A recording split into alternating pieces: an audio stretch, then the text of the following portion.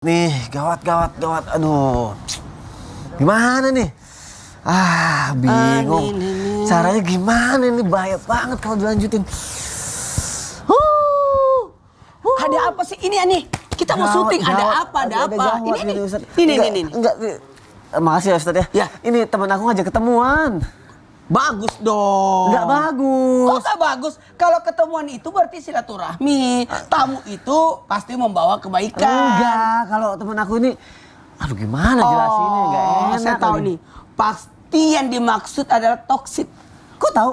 Ya tahu lah. Biasanya kok kalau ketemu orang bahagia. Ini mungkin jadi beban. Nah itu, jadi makanya gawat. Aku harus gimana? Berarti yang dirasakan Mas Sony pasti sama dengan jamaah yang di rumah. Gimana kalau kita bahas ini aja? Bahas aja. Untuk tema kita hari ini kita Apa bahas itu. temanya ya? Mau tahu temanya? Lingkunganku toksik. Itu aja ya? Oh, iya juga sih. Ya. Lingkunganku toksik.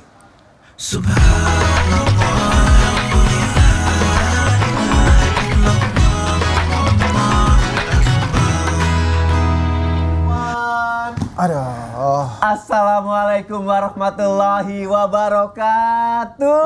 Waalaikumsalam warahmatullahi wabarakatuh. Jamaah. Alhamdulillah. Alhamdulillahirabbil alamin. Allahumma sholli ala sayyidina Muhammad wa ala ali sayyidina Muhammad. Alhamdulillah jamaah, kita ketemu lagi di Islam itu indah. Masya Allah, tabarakallah. Pagi hari ini kita akan ngebahas mengenai toksik. Aduh, Toksik kan kalau kita sama-sama tahu kan racun ya. Toksik itu adalah racun, maka racun itu harus dikeluarin. Makanya Iya. kita ke toilet. Iya. Kan karena- pipis itu teracun Betul, kan? kalau nggak dampaknya buruk. Tapi bagaimana nih ya, para guru, jamaah yang ada di rumah? Kalau yang di ternyata- sini ada yang toksik, berarti dibuang juga dong. Apa tuh? Kan tadi kan disuruh dibuang katanya. Jangan, ini kan kita akan ngebahas gitu kan. Nggak perlu dibuang tapi kita bahas, kita pelajari. Perlu juga sih dibuang ya. Tapi bagaimana nih kalau toksiknya ini ternyata adalah lingkungan terdekat kita. Berada dalam lingkungan kita. Iya, makanya kita akan bahas seperti yang tadi Ustadz Maulana bilang juga, seperti yang tadi aku sebutkan juga, tema kita adalah Lingkunganku toksik. Wah, lingkungan toksik Nah, bahaya gini, Sob. banget ya. Sob, Ya. kamu suka nggak Apa? suka sebel sama tetangga yang ikut campur urusan kita? Terus suka ngomongin kita. Ya, betul. Bahkan Iya. bikin kesel. Pernah sih ngerasain kayak gitu. Dan saat itu aku langsung berpikir, sampai sekarang aku juga bingung nih. Kalau ada yang kayak gitu, apa yang harus aku lakuin? Apa aku tegur aja? Atau aku keluar aja dari lingkungan itu, pindah rumah? Wih, gaya banget ya pindah rumah. Pindah banget ya. Aduh, Gaya banget. Itu gimana? Tanya sama Ustadz Syam aja kan? ya tanya. Yang baru pindah Harus rumah. bagaimana nih yang baru pindah rumah? Kita harus bagaimana Ustadz Syam? Bismillahirrahmanirrahim. Yang ada masalah dengan Pak siapa gitu? Yang mana? Nggak ada ya? Gak ada. Habib Maulana Sony serta guru-guru kami yang dimuliakan Allah Subhanahu wa taala, jamaah Islam itu indah yang insya Allah diberikan kekayaan. Amin. Karena di antara kekayaan itu adalah tetangga yang baik. Ya, Nabi SAW mengingatkan untuk siapapun yang telah memiliki pasangan yang solehah, rumah yang lapang, kendaraan yang nyaman, tetangga yang baik, berarti dia sudah memiliki dunia dan isinya. Artinya dia telah memiliki kenikmatan yang luar biasa hidup di dunia, kenyamanannya, subhanallah. Maka tidak bisa dipungkiri, tetangga yang baik juga termasuk di antara penunjang kebahagiaan hidup seseorang. Karena banyak yang merasakan kebahagiaan, alhamdulillah rumahnya mewah, alhamdulillah istrinya solehah, alhamdulillah anak-anaknya soleh dan solehah, alhamdulillah orang tuanya baik, nggak toksik, nggak ada. Tapi giliran rumah baru ternyata dia mendapatkan lingkungan yang toksik, subhanallah. Maka kenyamanan itu akan terganggu. Lalu apa yang harus dilakukan ketika ternyata ditakdirkan oleh Allah Subhanahu wa taala bertetangga dengan tetangga yang buruk? Maka ternyata ini banyak sekali kisah-kisah di antara para ulama kita. Ada salah satu kisahnya di mana seorang imam tetangganya yang hobinya setiap malam tuh karaokean, kemudian main musik dengan keras, dengan kencang suaranya, sementara sang imam ini mengajar ngaji. Lalu muridnya ini udah pada gemes gitu ya, pengen negor tetangga sebelah. Lalu ternyata apa kata gurunya? Enggak, jangan diganggu. Maka tetaplah pengajian itu berlangsung. Suatu ketika suara musik ini tidak terdengar lagi. Maka sang imam mencari kepada tetangganya, di mana tetanggaku? Ternyata ada yang ngelaporin tetangga yang lain. Tetangga yang lain yang ngelaporin bahwa terganggu lingkungan karena bisingnya dia. Apa yang dilakukan sang imam tadi? Sang imam tadi langsung datang ke penjara. Karena beliau adalah seorang imam yang terkenal. Langsung para sipir yang ada di situ mengatakan, ada apa engkau kesini wahai imam? Saya mau menjenguk tetanggaku. Ketika bertemu dengan tetangganya mengatakan, belum ada satu orang pun yang datang mengunjungiku. Tapi engkau yang paling dekat dari rumahku, engkau yang paling sering terganggu denganku, justru engkau yang datang kepadaku. Subhanallah, karena akhlak beliau inilah dibebaskan tadi tetangganya, lalu ternyata setelah itu tidak ada lagi suara kebisingan, malah ikut ngaji tetangga tadi. Subhanallah. Jadi kalau bisa mempengaruhi, jangan pindah. Kalau bisa mempengaruhi. Namun dilihat keadaannya. Kalau sudah membahayakan nyawa, maka biarkan hukum yang bertindak. Artinya membahayakan nyawa. Nih memang di seberang nih, subhanallah, tetangganya mabuk-mabukan. Kalau udah mabuk, kerjaannya hancur-hancurin barang. Lalu tidak melihat lagi orang namanya mabuk itu kan tertutup akalnya, terhijabkan akalnya. Dia tidak bisa berpikir secara jernih. Berbahaya kalau tinggal di lingkungan tersebut. Maka kalau bisa pindah, silahkan pindah. Yang ketiga, tidak membahayakan nyawa sih, tapi membahayakan agama. Subhanallah. Ada juga yang membahayakan agama. Yang mana? Subhanallah, mohon maaf, LGBT. Subhanallah. LGBT tidak melahirkan tapi banyak keturunannya. Ya, subhanallah. Tidak menular tapi ternyata berpindah-pindah penyakit ini. Subhanallah. Maka carilah lingkungan yang baik. Kalau tidak bisa dihindarkan itu, maka dialah pindah ke tempat yang lain. Namun subhanallah, agama Islam mengajarkan kita agar berbuat baik kepada tetangga. Jadi jangan cuma nunggu kebaikan tetangga, tapi kita yang berbuat baik kepada tetangga. Sebagaimana baginda Nabi SAW, para sahabat mengira bahwa tetangga itu adalah ahli waris. Saking baiknya Nabi kepada tetangganya. Dan sahabat nanya, emang tetangga itu ahli waris ya? Saya deket banget perasaan sama Nabi. Ternyata karena saking baiknya Nabi kepada tetangganya. Masya Allah. Berarti kalau kita ada di lingkungan tetangga, yang tetangganya itu maksudnya adalah ngelakuin banyak hal yang tidak baik, kalau kita bisa mempengaruhi ya jangan pindah. Betul. Gitu ya. Tapi kalau sudah membahayakan nyawa, membahayakan agama, bahaya. Itu bisa diserahkan juga ke hukum juga ya. Masya Allah. Terima kasih Ustaz Syah untuk penjelasan yang pertama. Tapi bagaimana kalau yang toksik ternyata ada di lingkungan kita sendiri, lingkungan dalam diri keluarga kita? Keluarga kita? Iya. Siapa yang dimaksud? Contoh tapi ya, mungkin nggak semua ipar kayak gini. Ipar maksudnya. Oh, ipar. Iya, jadi kayak minta pertolongan, minta bantuin, minjem uang, segala macam. Tapi kalau nggak dibantu, kitanya diomongin. Apalagi saudara. Nah, itu. Masa tidak peduli sama saudaranya? Kita harus gimana, Ustaz? Begini, kita bahas. Oke. Habib, izin, Ustaz. Kartika Putri ada adik, sekakak, ada saudara. Ada saudara? Ada. Berapa orang? Saudaranya ada 2 lagi. 2 lagi. Jadi 3 bersaudara. Ustaz Sam, Jihan? Cuma berdua, Ustaz. Iya, saya sudah tahu sih. Cuma nanya Kalau doang. Ustaz Maulana, Iseng oh aja. belum ada istrinya, nggak bisa dibahas. Oh, iya. Berarti aku yang paling aman. Bismillahirrahmanirrahim. Assalamualaikum warahmatullahi wabarakatuh. Waalaikumsalam warahmatullahi wabarakatuh. Jamaah. Yeay. Oh, jamaah. Yeay. Alhamdulillah. Alhamdulillahirrahmanirrahim. Satu hal buat kita, belajarlah untuk lebih waspada, menjaga diri. Jangan sampai sesuatu yang membahayakan itu ternyata ada pada diri kita sendiri. Yakni ketika membahas tentang ipar. Ipar itu kata Nabi adalah racun. Ipar itu harimau. Ipar itu bahaya. Kok diposisikan ipar itu bahaya? Karena tanpa kita sadari, justru kita meremehkan hal yang kecil inilah, yang diremehkan inilah justru yang bisa membahayakan. Karena mohon maaf, ipar tetap ipar, ipar tetap orang bukan muhrim. Kadang-kala ada orang di rumah sama ipar ini kok. Ipar ini bisa jadi sepupu atau siapapun, sepupu istri atau sepupu suami. Tiba-tiba dia nginap di rumah atau tinggal di rumah. Kalau berbeda jenis kelamin bukan mahram. Jadi hati-hati. Ini berpotensi untuk membahayakan, mengundang fitnah. Berpotensi untuk merusak rumah tangga. Berpotensi untuk memanfaatkan. Berpotensi untuk membahayakan. Pokoknya hal-hal ini harus diwaspadai. Namun dalam hal ini tidak semua ipar seperti itu.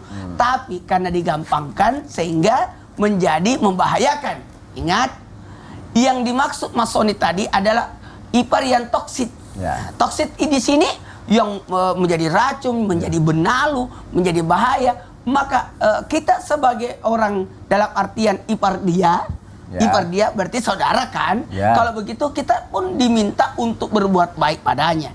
Kepada orang lain saja kita berbuat baik, masa ipar sendiri kita tidak berbuat baik? Tapi ada batasan. Ada batasan.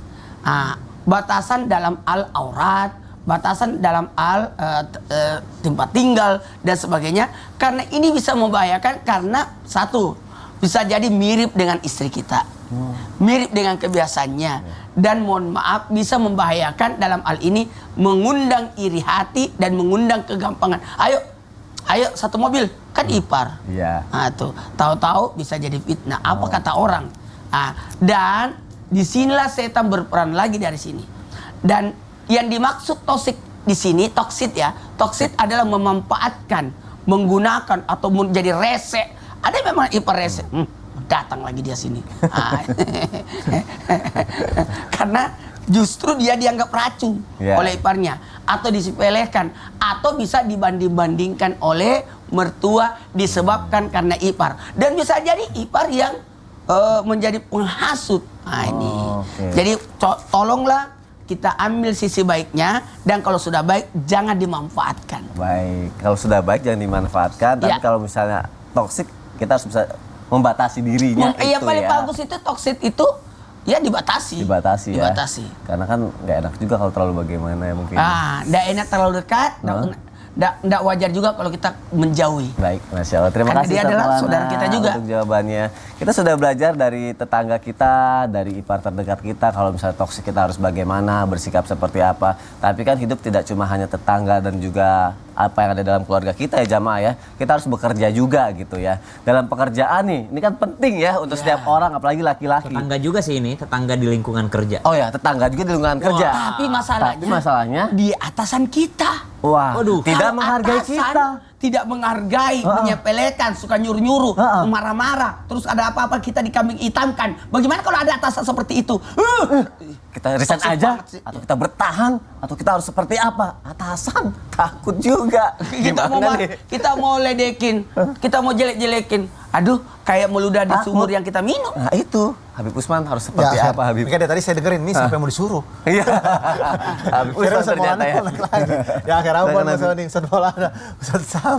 Bismillahirrahmanirrahim. Assalamualaikum warahmatullahi wabarakatuh. Waalaikumsalam warahmatullahi wabarakatuh. Alhamdulillah. Alhamdulillahi rabbil alamin wa bihi nasta'in ala umuri dunya waddin.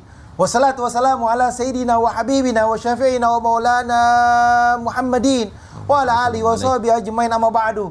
Segala puji bagi Allah Subhanahu wa taala yang telah memberikan kita nikmat iman, nikmat sehatul afiah. Ya alhamdulillah. Pada pagi hari ini semua udah duduk manis untuk menyaksikan Islam itu indah. Insyaallah kita mendapatkan ilmu yang bermanfaat dari guru-guru kita, bisa diamalkan untuk dirinya, suaminya, istrinya, anak-anaknya. Insyaallah penuh dengan keberkahan dan keridhaan ya Allah Subhanahu wa taala. Amin. Amin ya Allah ya Rabbal alamin.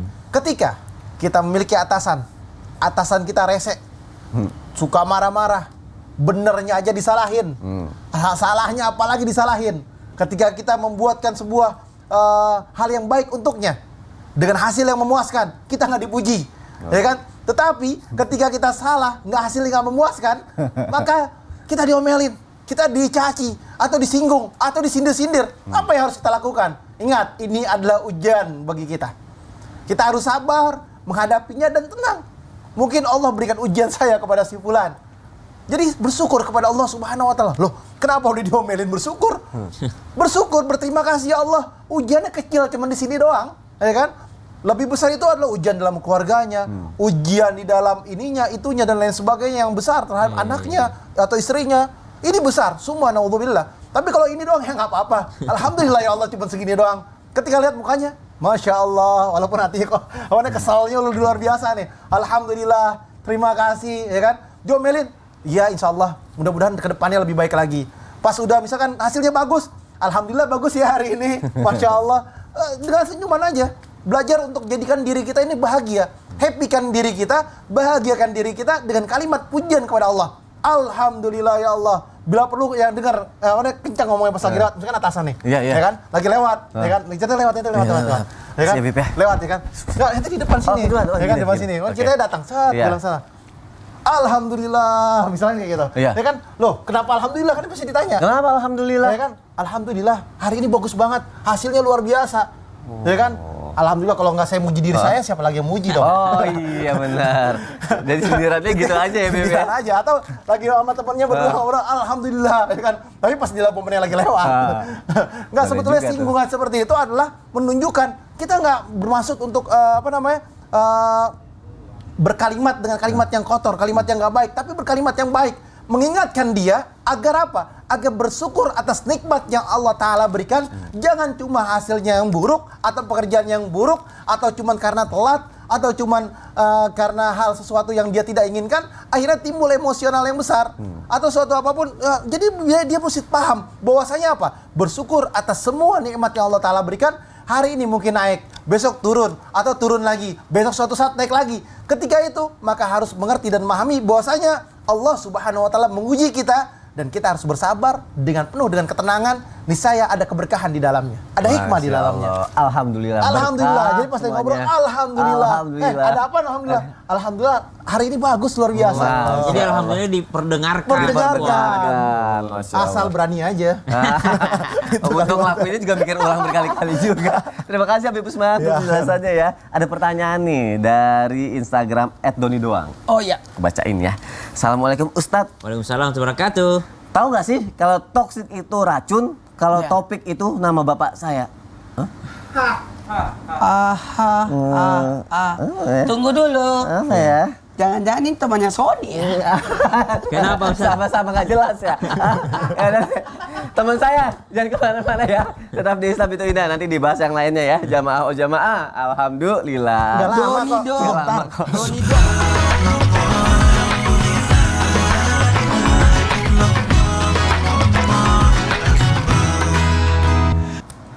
Jamaah oh jamaah. Alhamdulillah. Kaget kan? Kaget karena tadi saya Lagi tadi bacain ini pertanyaan yang jamaah tadi ya? itu Doni Doni doang. Ternyata nggak ada Doni bukan? doang. Iya. Oh. Itu siapa sih? Masa disangkanya teman aku, emang sih agak-agak sama. Tapi gak apa-apa jamaah, kita kembali lagi di Islam itu Indah ya. Tema kita adalah lingkunganku toksik. Tadi udah dari lingkungan kerja, keluarga sudah. Kita bahas apa lagi ya? Oh, hubungan deh, antara hubungan dengan pasangan nih. Aku mau nanya sama Habib Tapi Usman. hubungannya harus halal. Hubungan harus halal, suami Ya, istri. Suami Suami istri. istri. Oke. Nggak boleh pacaran. Nggak boleh. Pacaran itu Haramkan. Diharamkan, Masya Allah. TTM, Diharamkan. TTU. Apaan tuh? Tempat tanda, sudahlah. Habib, Teman tapi teman tapi usaha. Teman tapi usaha.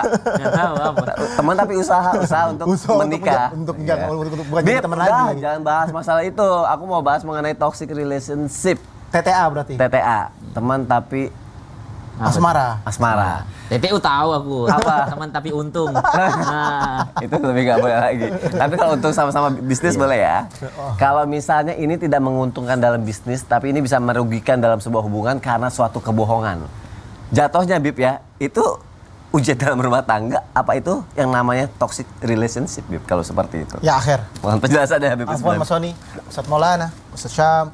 Bismillahirrahmanirrahim. Allahumma sholli ala sayyidina Muhammad wa ala ali sayyidina Muhammad. Allahumma sholli ala Dalam berhubungan dengan siapapun atau dengan suaminya atau dengan istrinya dalam kehidupannya, maka tidak boleh ada kebohongan di dalamnya. Nggak boleh ada toksik di dalamnya. Tidak boleh ada dendam di dalamnya. Tidak boleh ada kehinaan di dalamnya. Nggak boleh caci maki di dalamnya. Karena boleh jadi suami kita lebih baik daripada kita atau istri kita lebih baik daripada kita. Oleh karena itu, ada kalimat-kalimat yang baik, ada kata-kata yang baik. Man kana yu'minu billahi wal yaumil akhir falyaqulu khairan aw liyasmut. Dia berkata baik atau dia diam. Karena apa? Bisa menimbulkan satu kehancuran Ya. sama teman bisnisnya, sama teman kantornya, sama istrinya, sama suaminya. Kata-kata yang baik, kata-kata yang enak. Jangan sebentar-bentar nyindir, sebentar-bentar nyinggung kayak mau perang. Ya kan, datang bawa golok, ya kan, datang bawa pedang, datang bawa pistol, atau datang bawa suatu senjata tajam. Apa itu? Dengan kalimat-kalimat yang kasar. Ngapain aja sih hari ini? apa contohnya gimana? Coba. Ayo. Kamu bisa, ente bisa. Ayo, terus. Ayo, Ada satu, saya dua, jadi tiga, kagum. salah. Nah, kalimat-kalimat yang baik ya, bukan hari ini kemana aja sih? Hari ini masaknya kok nggak enak banget, ya kan? Kok begini, kok begitu? Ada kata-kata yang buruk atau ada kata-kata yang dikeluarkan. Kamu kok kerjanya nggak bener sih hari ini? Gimana sih jadi istri nih, gitu. Kamu apa yang kamu lakuin hari ini, gitu kan? Atau nih kayak dulu nih kamu nih kayak seperti ini nih. Nah, memancing-mancing dengan sesuatu kalimat yang membuat sebuah keributan, yang membuat suatu kehancuran atau berdusta. Bahwasanya ingat Rasulullah Shallallahu Alaihi Wasallam ketika ditanya sama sahabat, ya Rasulullah, apa dosa yang paling besar?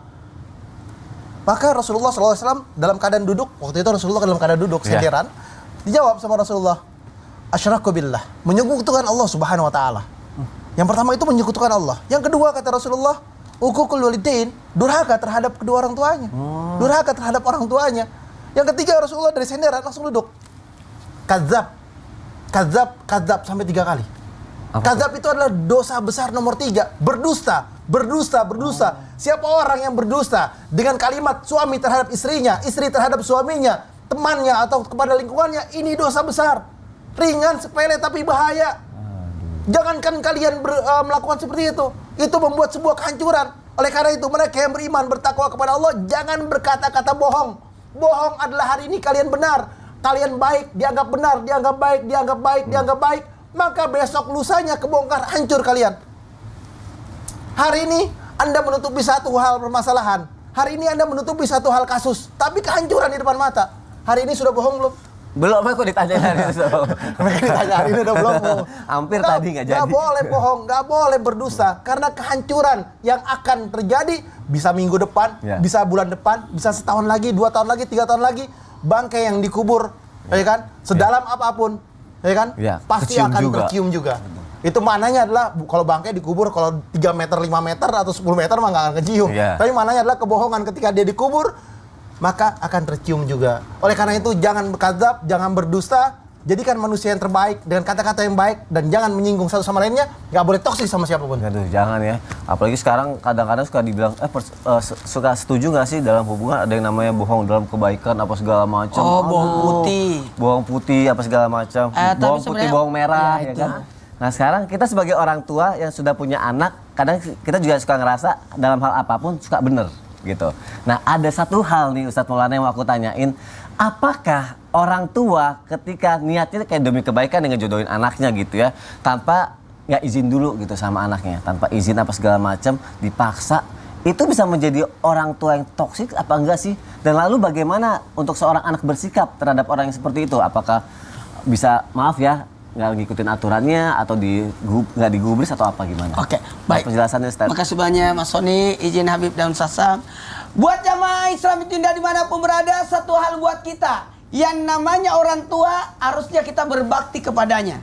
Dan jikalau orang tua ternyata jadi ujian buat anaknya karena ternyata orang tuanya adalah toksik, yang dalam hal ini mau menang sendiri, egois dan sebagainya, karena merasa lebih tua dan sebagainya, dan lebih tahu dalam segala hal, maka posisi anak tetap memposisikan anak sebagai anak yang berbakti.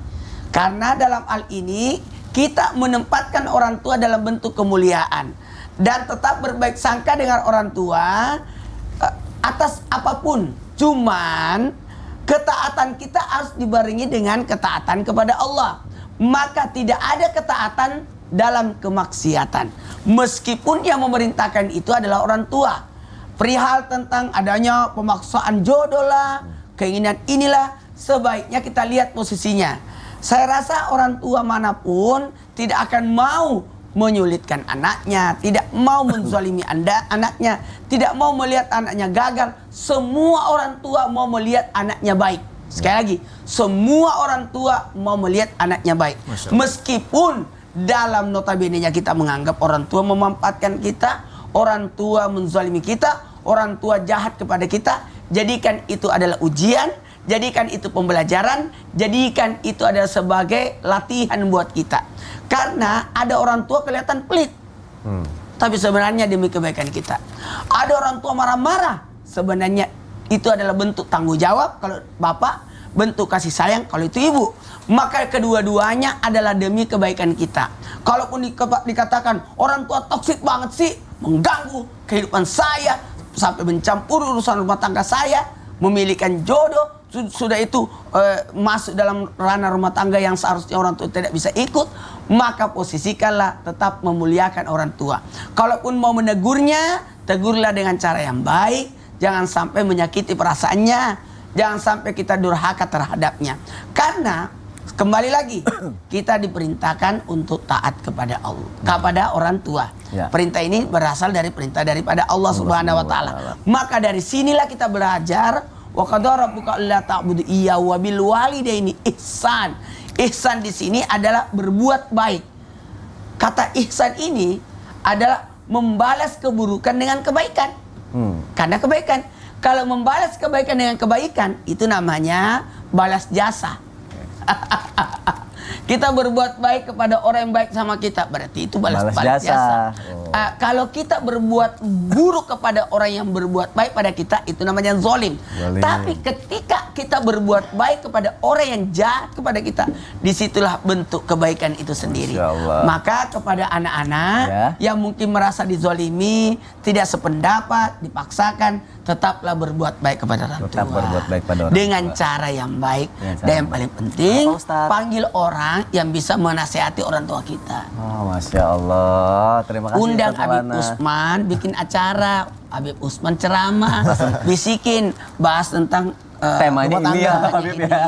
Biar orang tua saya bagaimana orang tua tersentuh gitu. tidak menzalimi anak. Oh.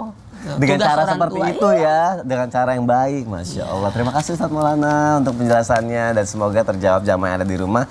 Apa yang ada di benak jamaah selama ini ya. Kalau gitu, kalau misalnya masih merasa belum puas, karena aku bacain deh pertanyaan yang sudah masuk ke media sosial Islam itu Indah. Yuk kita masuk ke segmen Tanya Dong Ustadz. Kami semua tanya dong Ustadz. Masya Allah, tabarakallah, ada pertanyaan dari Instagram hamba Allah. Assalamualaikum warahmatullahi wabarakatuh Ustaz. Waalaikumsalam warahmatullahi wabarakatuh. Kadang ada orang toksik di medsos doang.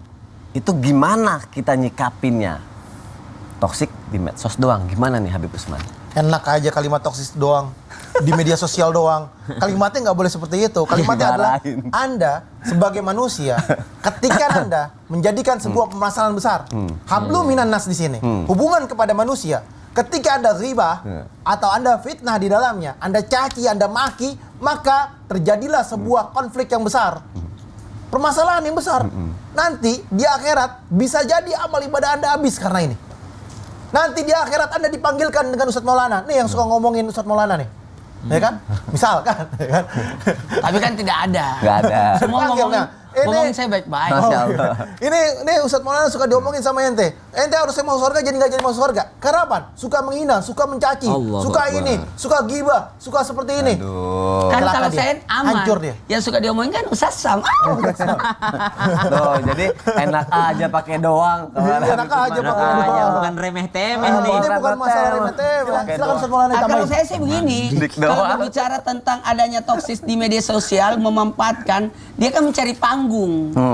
Padahal tidak ada followersnya juga. nggak ada Jadi yang tahu. sebaiknya yang pertama menyikapi media sosial, maka carilah faedah yang ada di dalam media sosial. Adanya jalinan silaturahmi, cari ilmu di dalamnya, cari manfaat di dalamnya. Kalaupun tidak bisa, ambil tahap yang kedua. Ya. Tahap yang kedua membatasi dengan media sosial. Oke. Saya tuh gaptek jadi paling aman. Aduh, tapi bener sih emang orang cari perhatian yang kayak gitu ya.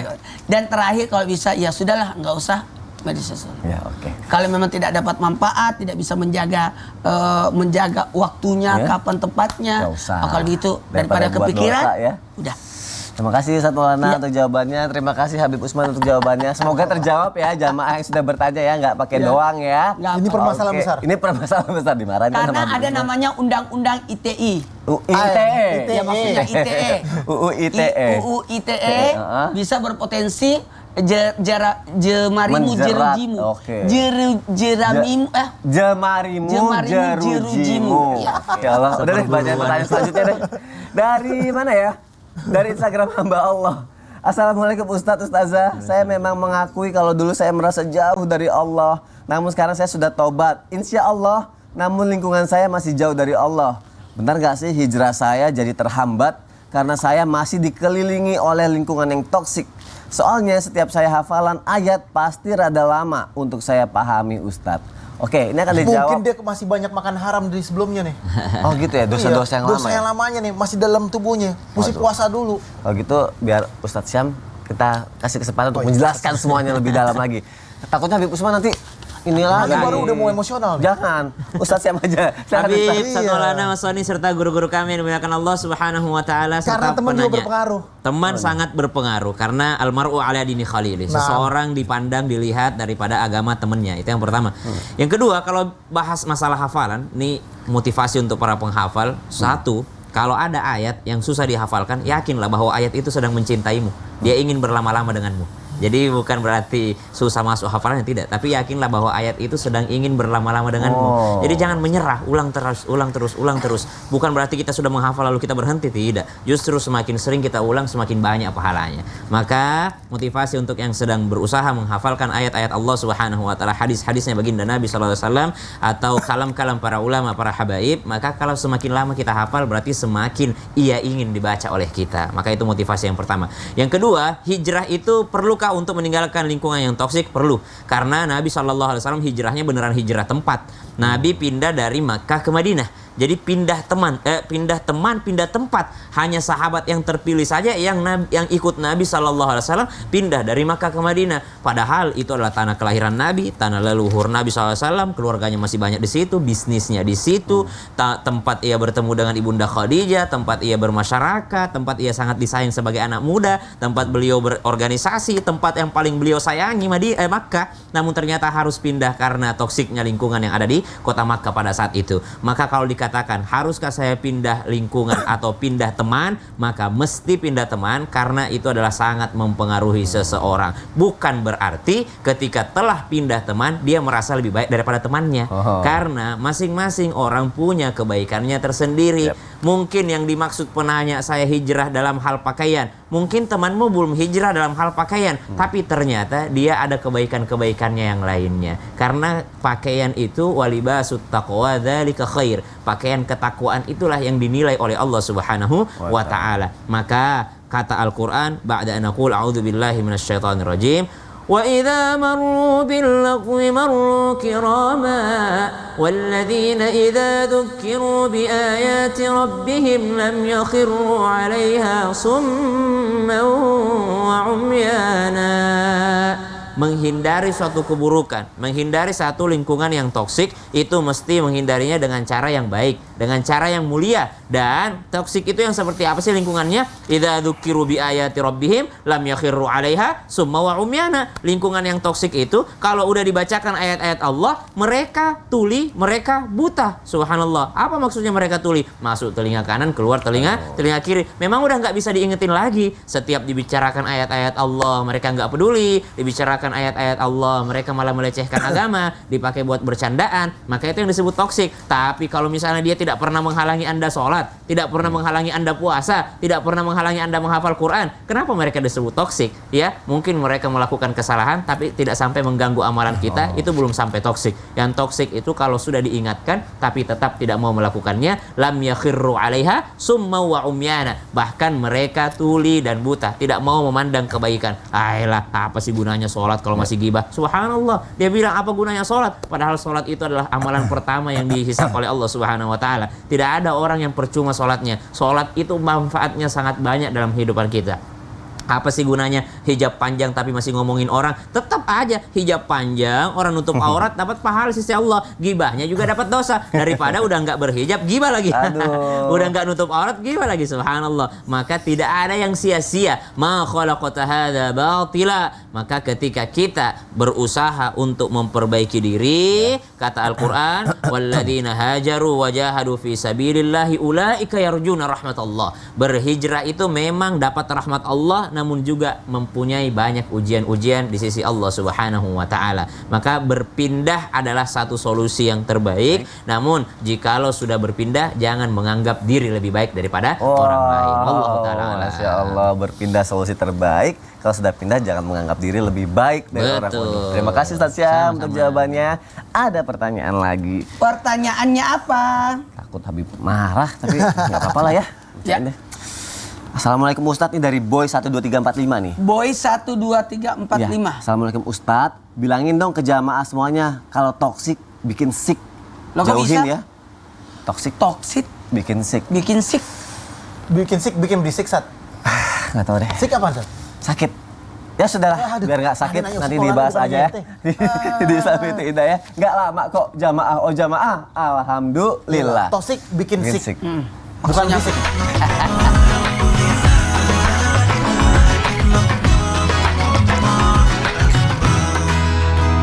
Jamaah, oh jamaah. Alhamdulillah. Alhamdulillahirabbil alamin. Kita masih di Islam itu indah, dan buat jamaah yang baru bergabung, hari ini kita sedang membahas tema lingkunganku toksik. Lingkunganku toksik. Oke. Lingkunganku toksik. Bikin sick. Bikin sick. Ah, subhanallah. Kalau udah toxic bikin penyakit. Iya. Penyakit dalam hatinya. Fi qulubihim maradun.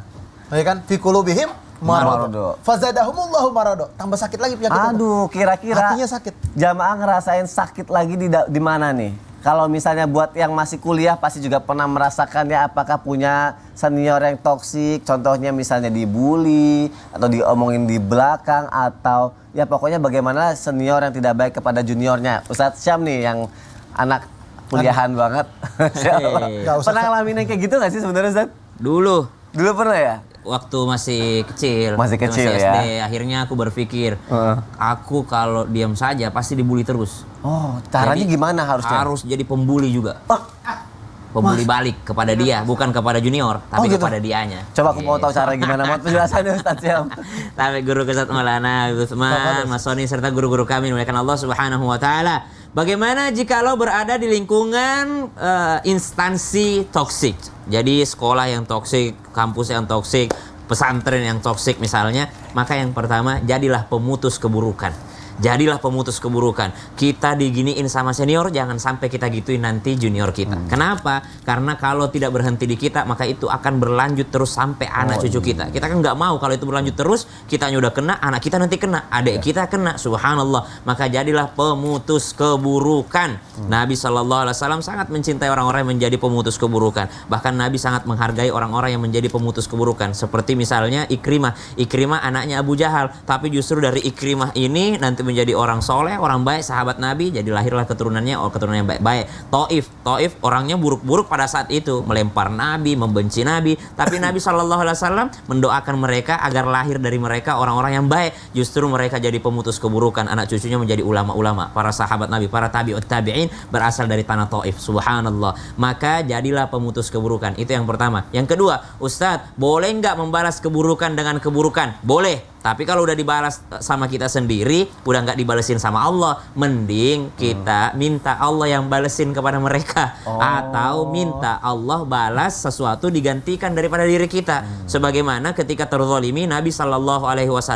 ketika dizalimi oleh Suraqah yang hendak menombaknya dari belakang, Nabi meminta kepada Allah, Allahumma kfini bima syi'ta wa kaifa syi'ta. Ya Allah, aku udah capek sama Suraqah ini, terserah engkau mau diapakan. Nah, itu doanya Nabi ketika terzalimi dalam keadaan terdesak. Maka Suraqah terperosot masuk ke dalam padang pasir. Suraqah terjatuh karena Allah yang menghalanginya. Atau mungkin ada yang meminta kebaikan. Ya Allah, aku sedang terzalimi, maka engkau yang berjanji bahwa doa orang terzalimi didengarkan, maka sukseskan aku biar aku nggak dizalimi lagi di lain hari. Jadi minta kesuksesan dalam keadaan terzalimi, itu adalah solusi yang terbaik. Tapi kalau nggak kuat, boleh membalas dengan sesuatu yang setimpal. Masalahnya kadangkala balasan itu jauh lebih berat dibandingkan yang pertama, maka kita nggak bisa ngukur. Jadi lebih baik kita tidak membalasnya karena kita nggak bisa ngukur seberapa besar balasan kita. Subhanallah. Maka yang ketiga, ketika terjadi hal-hal seperti ini, kembali lagi, kalau sudah membahayakan nyawa, selalu kami mengingatkan di mimbar Islam itu indah, bahwa Islam itu ajaran intinya adalah hifdzun nafas, menjaga nyawa, menjaga jiwa, menjaga hidup seseorang. Bahkan waman ahyaha faka'annama ahyan nasa jami'a, kata Al-Qur'an. Siapa yang menghidupkan satu nyawa seperti menghidupkan seluruh manusia. Menjaga nyawa adalah yang paling penting. Jangan terzalimi diam aja sampai meninggal. Subhanallah. Kan kita banyak lihat berita-berita tuh, ospek berujung kematian.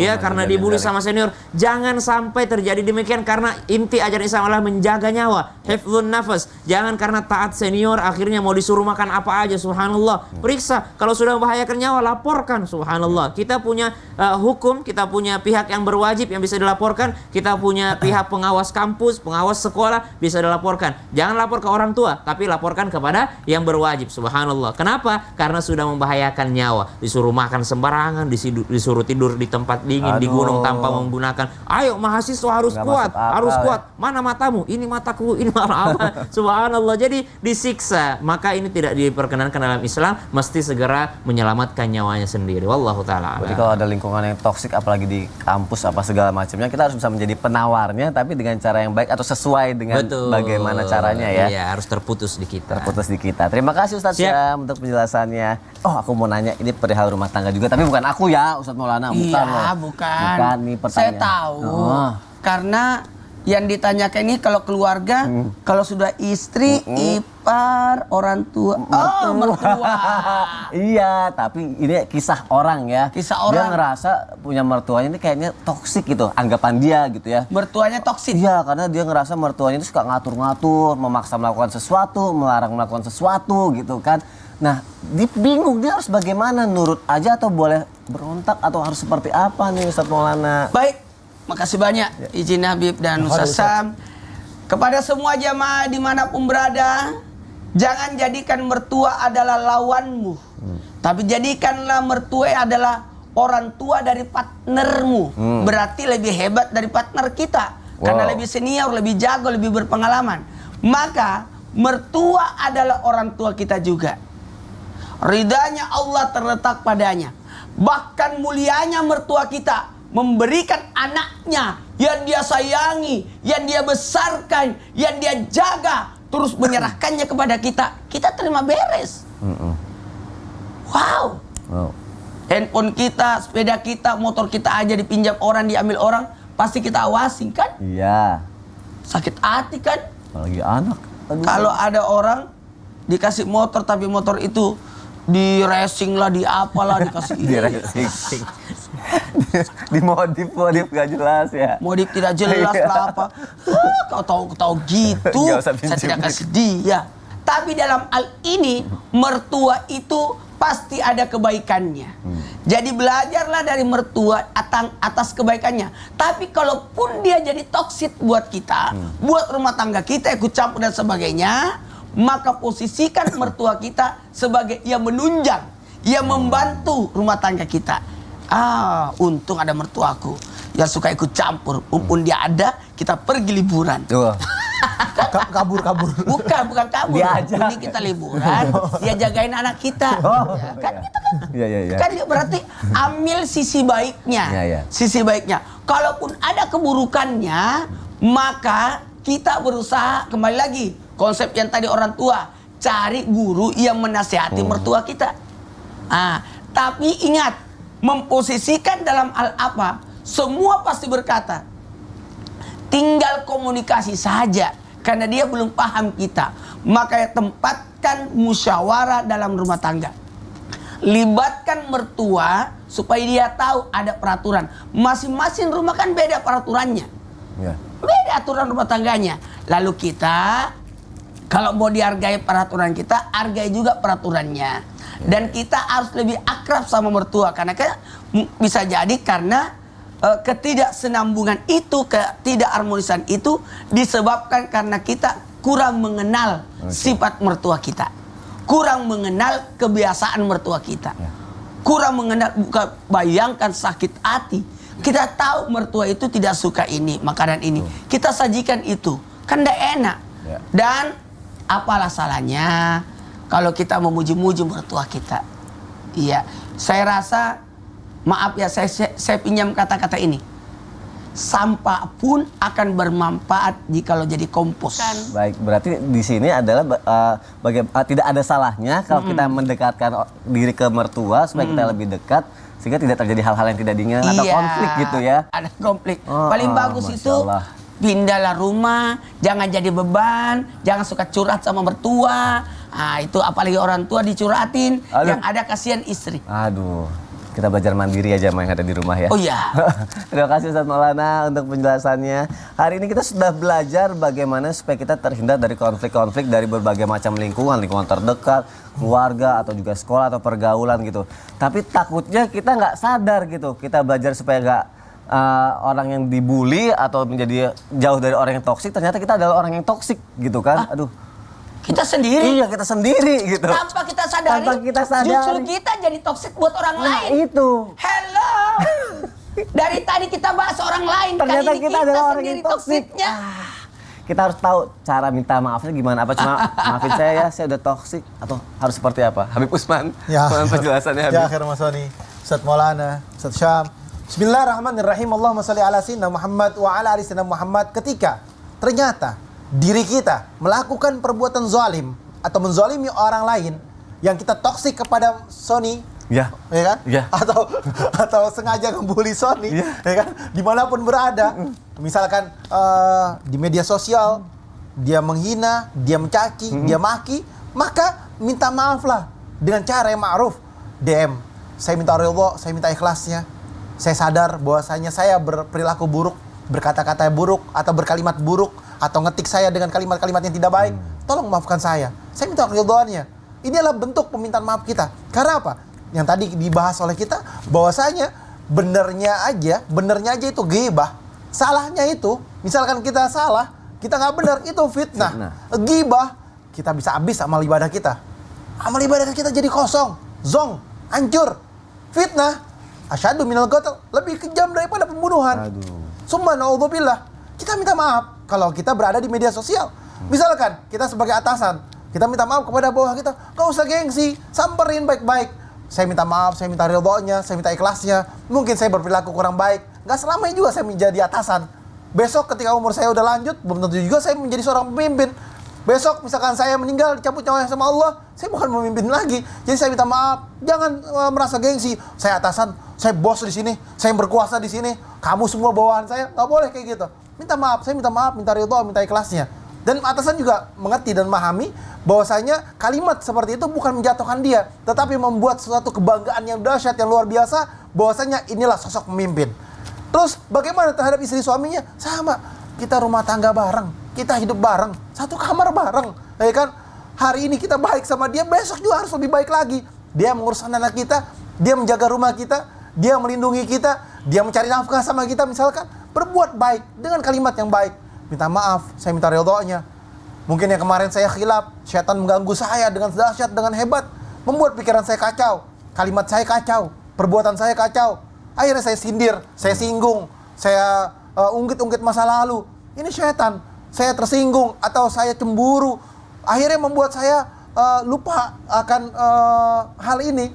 Akhirnya saya berkalimat yang gak baik. Saya minta maaf, saya minta ridho, saya minta ikhlasnya. Inilah bentuk suami istri yang baik, yang saling menghargai, saling menghormati. Kedepannya akan jauh lebih baik. Inilah yang kita harapkan. Sakinah, mawaddah, warahmah. Ketenangan, cinta, dan kasih sayang. Menghuni surganya Allah itu adalah mereka yang sakan, mereka yang tenang. Bahagia mereka di sana. Sama, di dalam rumah. Ketika seorang berada di rumahnya, nyaman, tenang. Ini surga. Ya. Kita ingin berharap rumah kita adalah surga kita. Oleh karena itu, kepada siapapun di muka bumi ini, teman kantor, teman kerja, atau media sosial kita, saudara kita, tetangga kita, atau siapapun mereka, berbuatlah yang baik. Berkatalah yang baik. Falyaqulu khairan aw liyasmut. Kalau dia berkata yang baik, kalimat yang baik. Kalau dia nggak bisa, dia diam, istighfar, minta ampunan kepada Allah, tenangkan. Makanya ketika berkata, berkalimat, istighfar yang banyak, selawat yang banyak, sehingga kalimat dan kata-katanya semuanya mengandung kebaikan. Pikir dulu baru ngomong, jangan ngomong dulu habis itu mikir. Ketika dia ngomong, dia ngetik, dia nggak mikir, celaka binasa. Yang tadi Ustadz Maulana sampaikan, jarimu jerujimu. Masya Allah, Betul, jarimu jerujimu. Berarti berbuat baiklah terhadap sesama, meminta maaflah jika kita berbuat salah dengan cara yang Betul. baik dan tidak mengulanginya lagi ya jamaah ada di Minta rumah. maaf itu bukan berarti kita hina, Ya, kita hebat. kita hebat, Masya Allah. Mau minta maaf bukan berarti kita kecil atau Iya. menghina atau hina ya. Habib tadi bahasannya pengalaman banget ya. Kayaknya ada pengalamannya dulu deh. Cukup jelas ya masalahnya ya. Terima kasih Habib Usman ya untuk penjelasannya Habib ya. Kalau kita sudah meminta maaf, kalau kita sudah berusaha untuk menjadi lebih baik dalam setiap apa yang kita lakukan di lingkungan kita, tapi kita kayaknya juga butuh doa nggak sih Ustadz Syam? Doa kayak yang mustajab gitu biar kita bisa survive gitu di lingkungan toksik atau bisa terhindar dari orang-orang yang toksik gitu. Betul. Ada doanya nggak sih Ustadz Ustadz? Sam ini adalah manusia yang suka dibully. Kenapa? Iya, Nggak jadi ada ya? doanya dikabulin sama Allah. Saya berharap hari ini doanya doain Iya Ustadz juga Maulana. ya. Orang-orang yang ditoksit jadi korban toksit itu sebenarnya Doanya orang-orang mustajab. yang dikabulkan doanya kan. Betul. Doa yang dikabulkan adalah orang yang dizalimi. Betul, dan doanya mustajab. Ingat penonton di rumah, Ya. doakan Ustadz Maulana biar dapat jodoh. Karena Amin. doa kalian mustajab. Karena dibully. Karena Karena dibully. dibully. Masya Allah. Kalau kita minta sama Ustadz Syam Jadi emang kali kita ini. hidup di dunia itu kan sering mendengarkan kicauan burung. Diri. Subhanallah. Jadi kicauan burung itu nggak semuanya merdu, ada juga yang agak sedikit mengganggu. Betul. Gitu. Baik, bismillahirrahmanirrahim. Bicara tentang doa ketika kita dalam keadaan lingkungan yang toksik gitu ya, lingkungan baik lingkungan keluarga, lingkungan sekolah, lingkungan kerja atau lingkungan apapun itu, maka Nabi Shallallahu Alaihi Wasallam mengajarkan kita satu doa dalam sebuah riwayat. Bismillahirrahmanirrahim. Allahumma inni a'udzubika min yaumis su, ya, wa min lailatis su, wa min sa'atis su, wa min sahibis su, wa min jaris su fi daril maqamah. Jadi Nabi Shallallahu Alaihi Wasallam mengajarkan kita untuk menjauh daripada sesuatu yang jelek. Di antara yang jelek yang Nabi sampaikan, ya Allah, sesungguhnya aku berlindung kepadamu dari hari yang buruk, mi yaumissu, yang pertama, wa min lailatis su, dan daripada malam-malam yang buruk. Kemudian dari waktu yang buruk, kemudian wa min sahibis su, daripada sahabat yang buruk, dan juga min jarisu, dan daripada tetangga yang buruk. Jadi ada beberapa hal yang Nabi SAW minta untuk terhindar daripadanya, dan doa ini untuk kita semua. Kemudian ada di redaksi yang lainnya, Nabi SAW meminta, Allahumma inni a'udzubika min khalili makir. Ya Allah, saya berlindung kepadamu dari teman yang suka menipu. Jadi dia udah khalil itu kan sahabat dekat. Tapi biasanya kita tuh terbegal bukan dari orang jauh, terbegalnya dari orang-orang terdekat. Orang yang paling kita percaya itu yang paling mengkhianati kita, biasanya seperti itu. Karena Nabi Yusuf alaihissalam yang membuangnya ke sumur bukan musuhnya, tapi yang membuang Nabi Yusuf ke sumur adalah saudaranya. Ya, yang saling membunuh anaknya Nabi Adam alaihissalam itu saudara kembar. Habil Qabil itu saudara kembar, gimana kurang deket coba. Subhanallah. Yang membegal dakwahnya Nabi Abu Jahal, pamannya sendiri, Abu Lahab, pamannya sendiri. Yang membegal dakwahnya Nabi orang-orang terdekatnya, bahkan para sahabatnya yang waktu itu Nabi belum diturunkan wahyu kepadanya. Jadi Nabi meminta kepada Allah, Allahumma inni a'udzubika min khalilim makir. Ya Allah, saya memohon kepadamu perlindungan dari sahabat dekat yang menipu. Kemudian ainahu tarayani wa qalbuhu yar'ani. Ini sifatnya sahabat yang suka menipu itu apa? Teman yang suka menipu itu adalah mereka matanya melihatku tapi hatinya mencurigaiku. Wow. Wah, ketika ketemu matanya memandang tapi hatinya senantiasa mencurigai. Mana cirinya hati yang mencurigai? Ar-ra'a hasanatan dafanaha. Kalau dia lihat kebaikanku, ia sembunyikan. Jadi kalau aku baik kepadanya, tidak pernah dia terima kasih. Dia sembunyikan. Dia sampaikan kepada orang. Makanya ada istilah itu, saya itu adalah tergantung siapa yang menceritakanku. Wow. Jadi kalau yang menceritakanku adalah orang yang mencintaiku, maka yang diceritakan adalah kebaikanku. Tapi kalau kalau engkau dekat dengan orang yang benciku, maka yang engkau dengarkan adalah kejelekanku. Jadi aku adalah tergantung siapa yang menceritakanku. Wow. Subhanallah. Ar-ra'a hasanatan dafanaha. Kalau dia lihat kebaikanku, dia sembunyikan. Wa arra'a sayyi'atan adza'aha, jeleknya. Tapi kalau dia melihat kejelekanku, ia sebarkan. Subhanallah. Jadi kalau teman yang baik, kalau dia lihat keburukanku maka dia sembunyikan, tapi kalau dia lihat kebaikanku itu yang ia sebarkan. Hadis mursal riwayat Ibnu Najjar. Subhanallah, subhanallah. Jadi ketika Nabi SAW menjadi orang paling mulia saja, Nabi masih memohon untuk terhindar daripada lingkungan yang toksik. Ya, Nabi ini punya mukjizat, Nabi punya kekuatan. Nabi udah nggak mikirin dunia. Nabi mau diapain aja, mau dilempar, mau diapain aja itu subhanallah, Nabi nggak peduli karena hatinya sudah dekat dengan Allah Subhanahu wa taala, sudah pikirannya udah akhirat. Tapi Nabi juga tetap menghindar daripada lingkungan yang toksik. Saking berbahayanya lingkungan yang toksik, Nabi sampai berdoa agar terhindar darinya, dan mudah-mudahan kita bisa mengamalkannya. Insyaallah nanti kita bisa lihat di catatannya, tulisan doanya di sosial media Islam itu Indah. Alhamdulillah. Masya Allah. Terima kasih Ustaz Syam. Sama-sama. Saya kalau kayak gini tuh teringat sama salah satu doanya Nabi Nuh. Apa? Rabbi anzilni munzala mubarakau wa anta khairul munzilin. Wih. Ya Allah, turunkanlah aku di mana tempat yang Engkau berikan keberkahan. Mubarak. Nah, inilah yang Allah kasih keberkahan. Jadi kalau mau tinggal dimanapun tempat, mau di Bekasi, mau di Jakarta, di maksudnya selatan, Bekasi, utara, Jakarta, timur, barat, Tangerang, dimanapun. ya kan, Bekasi, Cibubur. Cibubur, ya kan, atau dimanapun tempat, maka doakanlah doa seperti ini, doanya seperti Nabi Nuh, sehingga tempat di situ menjadi sebuah keberkahan, tetangga yang penuh dengan keberkahan. Amin. Rabbi anzilni munzalan mubarakah wa anta khairul Munzili. Masya Allah, semoga kita semua terhindar dari lingkungan-lingkungan yang toksik dan selalu dalam lindungan Allah Subhanahu Wa Taala. Amin ya Allah ya Rabbal Amin. Ada pertanyaan lagi. Pertanyaannya apa? Dari aku Nada 2. Mau. Assalamualaikum Ustadz, Mas Sony. Ah. Mas Sony sama Ustadz, tahu Ya. kan lagu Toxic and Honey? Hah? Iya, Toxic. Racun dan madu. Madu dan racun. Oh, tahu aku. Tahu. Madu di tangan oh, iya. kananmu, Racun. di tangan kirimu. Oh, itu versi lamanya. Kalau yang baru? Madu. Madu. MAD-UDU. MAD-UDU. Nah, mau gimana sih? Ayo sudah. Madu. Nanti aja. MAD-UDU. Racun RACUN. Toxic TOX.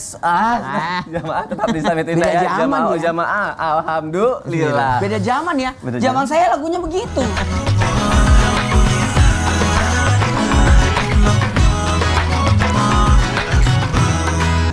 Jamaah, oh jamaah. Alhamdulillah. Alhamdulillahirrabbilalamin, kita masih di Islam itu indah. Dan alhamdulillah masih ada kesempatan untuk bacaan pertanyaan dari jamaah. Kalau gitu langsung aja kita masuk ke segmen Tanya Dong Ustaz. Kami semua tanya dong Ustaz. Masya Allah, tabarakallah. Ada pertanyaan dari Instagram hamba Allah. Assalamualaikum Ustadz, saya udah mau nikah. Tapi calon pasangan saya nih suka pinjem duit dan kasih janji-janji. Ini kalau saya lanjutin hubungan ini ke pernikahan bakal jadi hubungan toksik nggak sih Ustadz? Ustadz Maulana mohon jawabannya. Gini. Masya Allah, tabarakallah. Setiap manusia berhak untuk bahagia. Ya.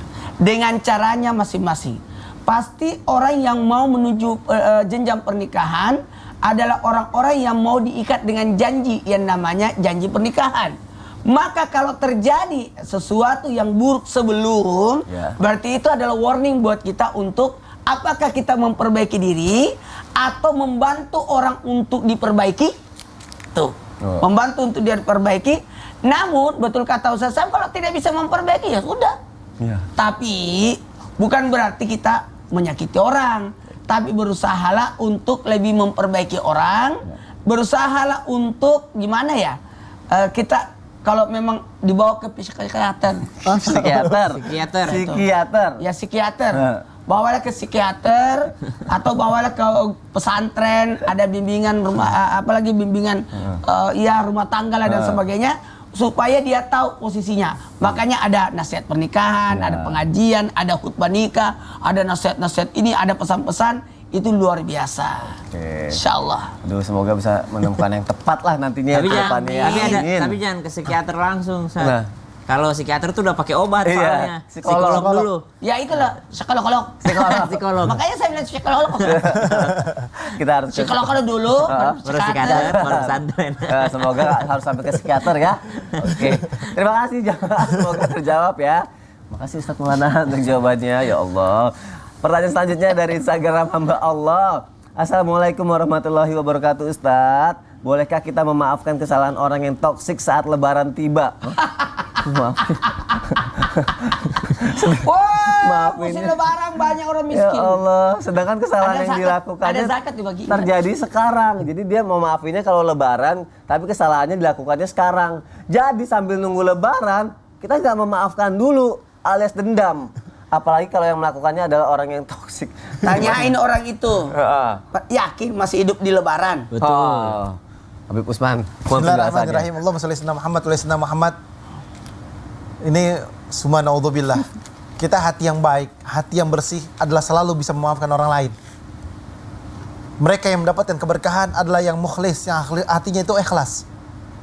Yang Ustaz Maulana sampaikan, Masya Allah, manusia harus mempunyai hati dan nurani dan pikiran yang baik, yang bersih untuk menjadi seorang yang bisa memaafkan dan saling memaafkan. Kan la yahilu lil muslimina an yahzura akhahu fawqa salasati ayyam. Subhanallah. Bukan dikatakan mereka tidak halal, ya kan? Mereka sebagai seorang yang beriman dan bertakwa kepada Allah sebagai seorang muslim, dia tidak tegur sapa saudaranya. Allah. Ya kan? Maka berbuat baiklah, tegur sapalah. Kalimat-kalimat yang baik. Ah, udah 3 hari deh, udah waktunya tenang, setan yang ganggu. Bismillah, ketemu lagi ya Allah. Semoga Allah berikan kebaikan kepadanya dan Allah lah yang memberikan hukuman kepadanya. Karena kalau kita yang ngasih hukuman, kita hukumannya cuma kecil, cuma nyuekin, diamin, selesai. Ya kan? Tapi kalau Allah yang kasih hukuman itu lebih besar. Hukuman Allah lebih nyata. Hukuman Allah lebih dahsyat daripada hukuman manusia. Ingat, hukuman Allah lebih dahsyat dan sangat dahsyat daripada hukuman manusia. Karena kalau Allah menyentuh daripada hati, pikiran dan fisiknya. Kalau manusia hanya menyentuh daripada cuman nggak ditegur dong, udahlah selesai. Ya Allah, nauzubillah min dzalik. Serahkan semuanya kepada Allah Subhanahu wa taala, hati yang ikhlas, hati yang lapang, maafkan. Masya Allah, terima kasih Habib Usman. Apalagi benar kata Ustaz Maulana, emang yakin sampai lebaran masih hidup ya Allah, nauzubillah min dzalik. Baik jamaah yang ada di rumah, sekarang kita akan sama-sama mendengarkan muhasabah dan juga doa yang akan dibawakan oleh Ustaz Syam. Silakan Ustaz. يا ويلتى ليتني لم أتخذ فلانا خليلا لقد أضلني عن الذكر بعد إذ جاءني وكان الشيطان للإنسان خذولا. Salah satu penyesalan terbesar orang-orang pada hari kiamat adalah karena salah pilih lingkungan. Karena lingkungan yang toksik. Lingkungan yang toksik di sini toksik bagi agamanya, bukan toksik bagi pribadinya saja, tapi toksik bagi agamanya. Mungkin bagi pribadinya lingkungannya aman-aman saja, subhanallah, menebar senyuman, mereka baik-baik, tapi sudah toksik dalam hal agamanya. Dia tidak bebas dalam beribadah, dia tidak bebas dalam melaksanakan sholat. Setiap dia ingin kebaikan, dia merasa tidak enak. Subhanallah. Kenapa? Karena lingkungan yang toksik tadi. Yang kedua, Nabi SAW menginginkan kita agar berlindung kepada Allah Subhanahu wa Ta'ala dari toksiknya sebuah lingkungan. Namun ada yang lebih penting daripada itu. Apa itu? Kita memohon kepada Allah hati yang baik agar kita tidak menjadi toksik bagi orang lain. Kita mungkin hari ini ketika mendengar tema ini dijelaskan, para guru kita menjelaskan, kita merasa, ini si anu banget nih, lingkungan aku banget nih. Kenapa kita tidak bercermin? Jangan sampai kita lah yang toksik kepada orang lain. Jangan sampai kita ini menjadi seorang suami yang toksik bagi istri kita. Jangan sampai kita ini menjadi seorang orang tua yang toksik bagi anak-anak kita. Jangan kita merasa bahwa saya ini menjadi anak yang terzolimi atau saya menjadi orang tua yang terzolimi. Siapa tahu kita lah orang tua yang zalim, yang toksik terhadap anak-anak kita. Saya menjadi seorang suami yang tidak ditaati, istri saya toksik. Jangan sampai kita lah menjadi suami yang zalim terhadap istri-istri kita. Maka kita lah yang bercermin, jangan sampai kita lah yang menjadi toksik justru kepada orang lain. Bismillahirrahmanirrahim. Alhamdulillahi Rabbil Alamin. Allahumma salli ala Sayyidina Muhammadin Nabiyil Ummi wa ala alihi wa sahbihi wa sallim. Allahumma inna nas'aluka min khairi ma sa'alaka minhu nabiyyuka Muhammadin sallallahu alaihi wasallam wa ibaduka as-salihun. Ya Allah, kami memohon kepadamu segala kebaikan yang pernah diminta oleh Nabi-Mu Sayyiduna Muhammadin sallallahu alaihi wasallam, serta kebaikan yang pernah diminta oleh seluruh hamba-hambamu yang saleh. Wa na'udzubika min syarri ma sa'adaka minhu nabiyyuka Muhammadin sallallahu alaihi wasallam wa ibaduka as-salihun. Ya Allah, lindungi kami dari sesuatu yang pernah Nabi-Mu minta kepadamu untuk dilindungi darinya, serta orang-orang hamba-hambamu yang saleh. Wa sallallahu ala sayyidina Muhammad walhamdulillahi rabbil alamin. Masya Allah, terima kasih kepada guru-guruku yang tercinta. Terima kasih jamaah sudah menyaksikan Islam itu Indah. Insya Allah besok kita ketemu lagi ya. Wassalamualaikum warahmatullahi wabarakatuh. Waalaikumsalam warahmatullahi wabarakatuh.